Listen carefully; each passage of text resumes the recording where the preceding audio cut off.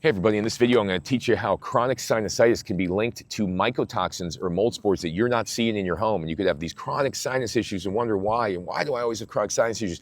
But it could actually be what you're inhaling in your home, your mold, your mycotoxins, those things. First, let me say I'm not a medical doctor, so not medical advice. Is based on my personal experience with chronic sinusitis for 10 years, how I overcame it, how I beat it.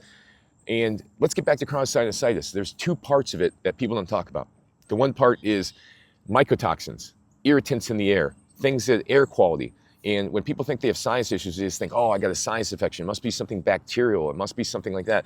When in fact, it's usually something we're inhaling up our nose. It's kind of common sense that if you have sinus issues, it's probably something you're inhaling.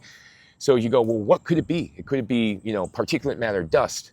It could be other things, yeah, etc. Well, if you leave the windows closed all the time, you just keep building up more and more of these particulate matter, these toxins in your home. Every time you cook, these toxins just saturate the walls, they saturate the surfaces. When the windows aren't open, these particulate matter, these chemicals, these things start to build up in the home.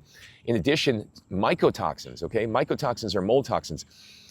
These things are present in the majority of homes, okay? I said 2/3 of the homes out there have mycotoxins, they've shown, studied by the EPA. So if you're dealing with chronic sinusitis, you moved into a new place, or you've had sinus issues ever since you lived in this place, and it might be that there's mycotoxins, there's mold toxins that are being released into the air, and that's aggravating your sinuses. Your body has become sensitive to them, kind of like you become sensitive to dust, you become sensitive to mold, you also become sensitive to mold toxins, okay? And if you develop a sensitivity to them, then just little bits of them are gonna aggravate your sinuses. They're gonna dry them out, they're gonna cause them to, go ahead and get congested, get restricted, etc.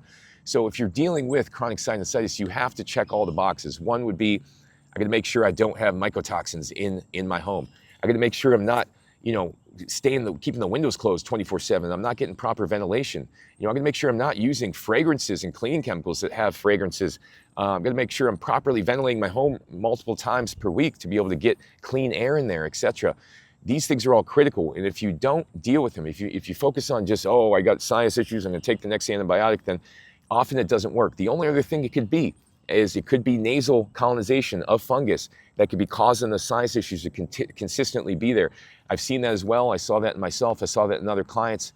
But usually it's not nasal colonization. It's actually ongoing exposure to something that's irritating the sinus passages.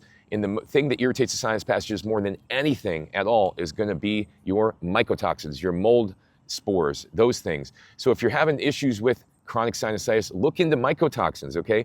There is a test called the mymycolab.com test. You could do a mycotoxin urinalysis. You could do a antibody blood test from mymycolab.com. Both of these things will show you if you're currently being exposed to mycotoxins. And if you have chronic sinusitis, it's kind of it's a conclusive thing that if you have high mycotoxin levels, that it could be leading to your sinus issues. It's kind of a no-brainer. So if you have chronic sinusitis, don't discount mold. It could definitely be the cause.